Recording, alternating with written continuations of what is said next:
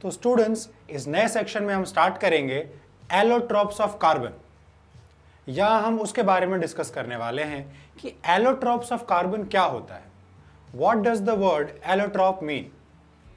तो एलोट्रॉप्स उन स्ट्रक्चर्स को कहा जाता है जो किसी एक एलिमेंट से, एक तरीके के एटम से ही बनते हैं।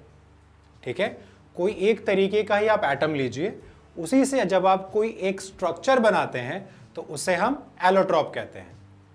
जैसे कि आपका डायमंड, ग्रेफाइट, फुलिरीन, ये सारे एलोट्रॉप्स ऑफ कार्बन हैं, क्योंकि ये सारे स्ट्रक्चर्स कार्बन को यूज करके बने हैं और सिर्फ कार्बन को। जैसा मैंने आपको बताया, सिर्फ एक तरीके का ही एटम आप यूज करेंगे, उससे जब आप कोई स्ट्रक्चर बनाते हैं तो उसे हम एलोट्रॉप ऑफ कार्बन कहते हैं, एलोट्रॉप ऑफ दैट एलिमेंट कहते हैं। तो यहां बात करेंगे डायमंड, ग्रेफाइट और फुलिरीन के बारे में। डायमंड के बारे में तो आप सबको बहुत ज्यादा पता होगा। One of the hardest material है, मार्केट में बहुत ज्यादा महंगी ज्वेलरी बनती है इसकी और बहुत रेयरली फाइंड किया जाता है।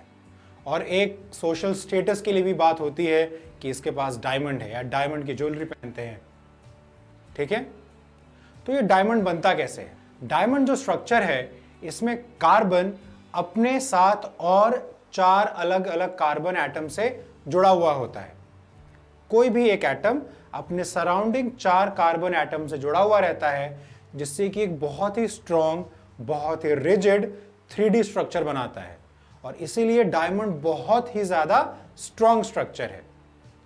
प्रॉपर कार्बन की चारों वैलेंसी सेटिस्फाई हो जाती है, तो इसीलिए ये बहुत ही ज्यादा स्ट्रॉन्ग स्ट्रक्चर बनाता है डायमंड। और डायमंड आपको पता है one of the hardest material है पूरे वर्ल्ड में। डायमंड जब ज्वेलरी बन के किसी के गले में, अंगूठे में आता है तो बहुत ज्यादा शोभा बढ़ाता है, और वही जब वो किसी के गले में उतर जाता है, जब कोई डायमंड खा लेता है तो वहां से उसकी मौत भी हो सकती है। इतना ज्यादा डेंजरस भी हो सकता है डायमंड, क्योंकि बहुत हार्ड सब्सटेंस है। It is one of the hardest material on earth. ठीक है, और ये उसको हार्डनेस, ये उसको स्ट्रेंथ उसके स्ट्रक्चर से मिलती है, उसके 3D स्ट्रक्चर से मिलती है, जो कि बहुत ही ज्यादा स्ट्रांग होता है। और डायमंड की पहचान आप कैसे करते हैं कि डायमंड के अंदर टोटल इंटरनल रिफ्लेक्शन होती है। डायमंड इतना ज्यादा डेंस होता है कि जब लाइट उसके अंदर एंटर करती है तो बाहर नहीं आ पाती, अंदर ही वो रिफ्लेक्ट करती रह जाती है। ठीक है, तो ये है डायमंड, जो कि है एक particular type of carbon, allotrope of carbon. Students, क्या आप जानते हैं कि सिंथेटिक डायमंड भी बनाया जा सकता है? सिंथेटिक यानी कि मैन मेड। आप कार्बन को बहुत ज्यादा प्रेशर और टेम्परेचर के कंडीशन में डाल दीजिए, आपको आपका डायमंड मिल जाएगा।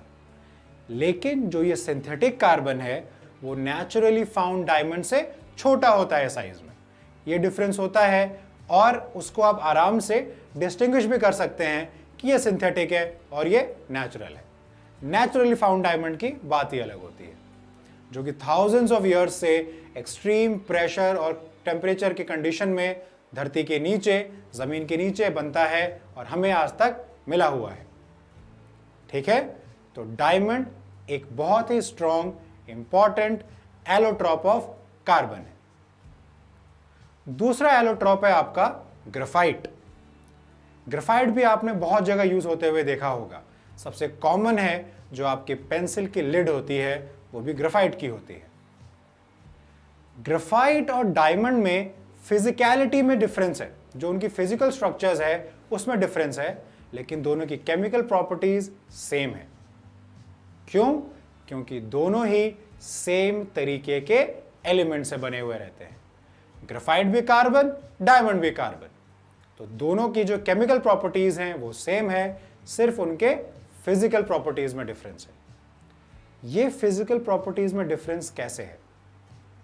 जैसा मैंने आपको बताया कि डायमंड में कार्बन अपने साथ 4 और कार्बन से जुड़ा हुआ है, जिससे कि वो एक rigid, very strong 3D structure बनाता है।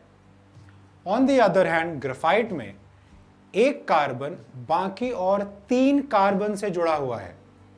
ठीक है, and that too in a plane. आप एक प्लेन यानी कि एक 2D फिगर में, एक 2D स्ट्रक्चर में एक कार्बन अपने अलावा 3 और कार्बन से जुड़ा हुआ है, तो इससे कार्बन की तो वैलेंसी सेटिस्फाई हुई नहीं। तो ये कैसे बैलेंस होता है कि 2 डिफरेंट कार्बन्स में डबल बॉन्ड भी है।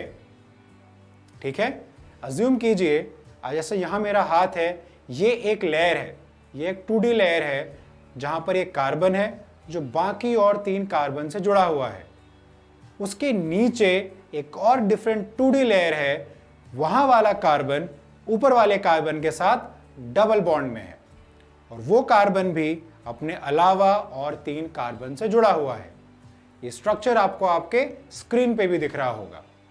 ठीक है, तो ये स्ट्रक्चर होता है ग्रेफाइट का। ग्रेफाइट में जो स्ट्रक्चर्स होता है वो लेयर्स में बनता है और वो डायमंड जितना स्ट्रांग नहीं होता। ठीक है, और यही वजह है कि ग्रेफाइट थोड़ा सा स्लिपरी और स्मूथ स्ट्रक्चर होता है because of formation of layers one over the other.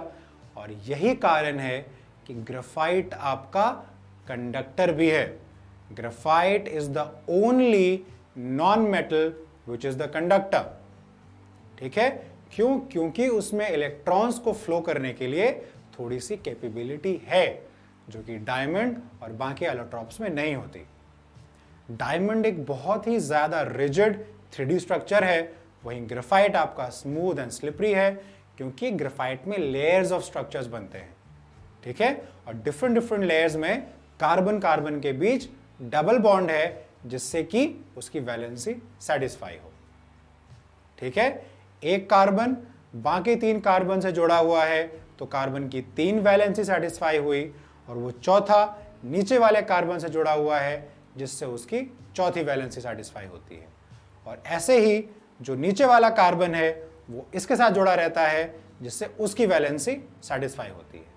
तो ऐसे ही ग्रुप्स ऑफ लेयर्स आपको ग्रेफाइट में मिलते हैं जिसकी वजह से वो एज अ कंडक्टर भी बिहेव करता है। सो graphite is the only non-metal which is the conductor of electricity। बहुत सारे एक्सपेरिमेंट्स में भी आपने देखा होगा कि सर्किट बनाते वक्त पेंसिल की लिड भी इस्तेमाल की जा सकती है। ठीक है, एक और लास्ट हम एलोट्रॉप ऑफ कार्बन देखते हैं जो कि है फुलिरीन। ये फुलिरीन एक आदमी के नाम पर स्ट्रक्चर को दिया गया है। ऐसा इसलिए है कि जब फुलिरीन स्ट्रक्चर बनता है तो इसमें 60 कार्बन यूज होते हैं। ये एक C60 स्ट्रक्चर है जो कि एक फुटबॉल के शेप का है, फुटबॉल के जैसा दिखता है और ये एग्जैक्टली रिजेंबल करता है अमेरिका में बना हुआ एक डोम, ऐसा ही same structure, football type structure जो कि बकमिंस्टर फुलिरीन नाम के आदमी ने बनाया था और इसीलिए कार्बन के इस C60 फुटबॉल लुकिंग स्ट्रक्चर को भी फुलिरीन नाम दिया जाता है। ठीक है, based on the name of that person, उस आदमी के नाम पर इस स्ट्रक्चर को नाम दिया जाता है। ठीक है, तो ये हैं आपके allotropes of carbon, diamond, graphite and fullerene. Allotropes क्या होते हैं स्टूडेंट्स? एक ही तरीके के एटम से बने हुए स्ट्रक्चर्स जिनमें केमिकल प्रॉपर्टीज सेम होती है but because of the difference in the arrangement of carbon atoms उनके physical structures अलग होते हैं, physical properties अलग होती हैं, जिसके कारण ग्रेफाइट कंडक्टर है और डायमंड कंडक्टर नहीं है। अब अगले पार्ट में बढ़ते हैं और जानते हैं कार्बन की सबसे खास प्रॉपर्टीज, उसकी कैटिनेशन प्रॉपर्टीज। चलते हैं नेक्स्ट सेक्शन में।